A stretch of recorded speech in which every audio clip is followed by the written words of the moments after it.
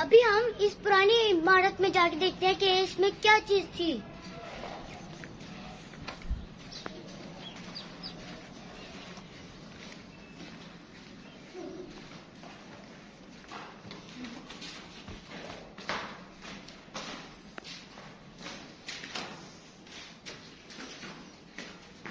दोस्तों, जो हम बिल्डिंग में फैले हैं ना, पहले ये ऐसी थी और अब ऐसी हो गई है।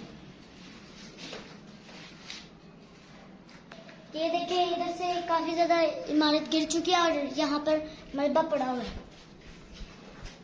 आइए आगे से दिखाता हूँ इसकी क्या हालत है।